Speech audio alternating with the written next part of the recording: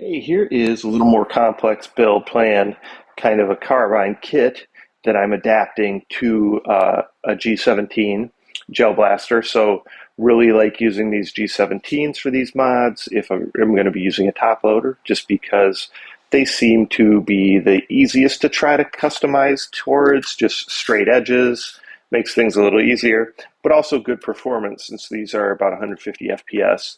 I feel like if I'm going to make a custom one, a custom blaster, it should be, a cool, strong custom blaster. So that's kind of what I was looking at doing with this one. So this is a kit that I just had found that was new, and everything I print is always the files are free. And so once you, like I've said before, once you have a printer, the printing costs with filament are pretty inexpensive. Like if everything on the table printed, the cost of filament is maybe $6 or $7. So it's not a ton when it comes to that, and electricity involved in the printer is minimal as well. So I just print a lot of things and then I try to adapt them and modify them to make them work after they're printed. Not even entirely sure sometimes what I'm going to do with things, but then an idea comes to me. And so that's what happened here with this one. So we can see everything is kind of primed out. This silver color is going to be the final color for those pieces. These pieces are just primed. They're going to be different colors. I'm not entirely sure. I'm thinking that I might go red with the accessories because then the barrel is red for safety. I've got a lot of red spray paint. That's part of it too. But then you got the red, silver, black combination, which is a pretty cool color combination, but still, a safe color combination, which is also important to me, especially if this ends up being something I give away, which in likelihood it will be. So let's talk about what's going on here, right? So this was intended, to be made for an airsoft gun where these just are printed in two pieces so that they can fit on a printer like mine because I can't print that all in one piece because of the length. And instead, after I printed it, I thought, well, let's see how that starts to line up on one of these blasters and in regards to where the hopper is, because I figured maybe we could make that work. So I figured out, this can line up right here, right? And it can slide right onto this, and it pretty much stays even with this. So what I'm going to do here, you can see that little hole, use a rail on the bottom here, because that's going to give it stability, but that's also, going to look cool because it's going to line up like that, and you'll have this nice bottom rail for an accessory, which will be nice. And again, another big benefit to the G17 is the batteries down here. So that makes it easy to use this space like that. So that would line up there, which would end up fitting this. The hopper could fit on here perfectly, right? I just had to cut and adjust this. So the blowback feature will be, disabled, which is fine and easy to do. So then we've got that piece there, and then your back piece. The buffer tube is not secured yet, but this would slide on right here and mount. And then, of course, the buffer tube would be there. So that's how that'll work, which actually I think turns out nice, and I think it's going to look pretty cool. And then aside from that rail, a couple rails that are going to go up here on this front side. And again, I'll have those in that other color, whatever we go with. And then not exactly sure what we're going to do on the top. So these tri-rails are kind of nice because then you can have an accessory off to the side of the hopper, like a scope.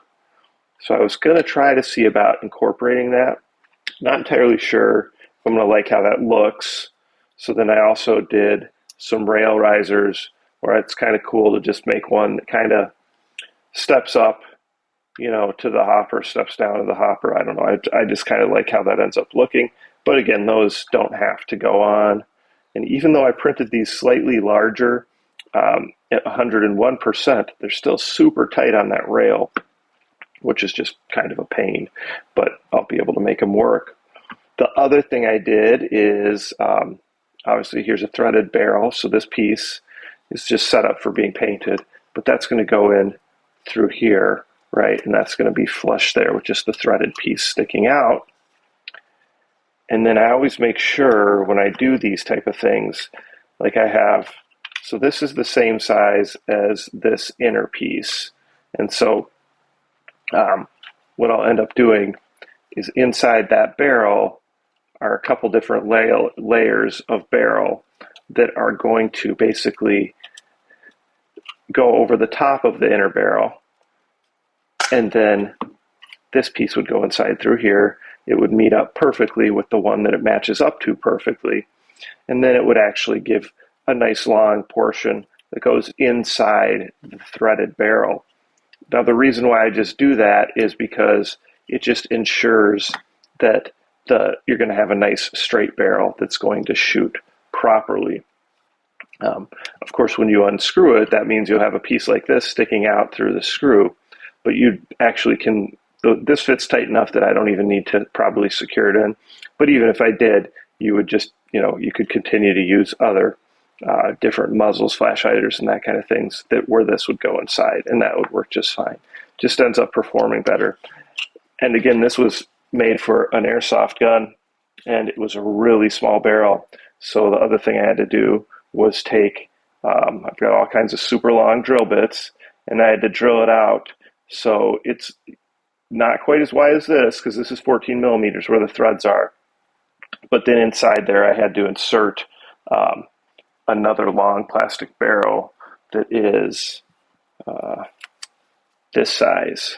So I went ahead and inserted a long plastic barrel in there, and that way that keeps it straight. That makes it big enough, but then we can go ahead and go right through there with this piece if we need to. I will test it a bit, and if it's firing fine without using this inner extension, then of course that's great. And it probably will be. So, but it's always something to think about that I always take into consideration, is having that inner barrel that is the exact diameter and having it match up, just to ensure that everything is straight and good to go. So that's the quick rundown. I'll start painting out these accessories so I can show you a video of the final product, and hopefully we're still hitting about 150 FPS with it, which is where I'd like to be.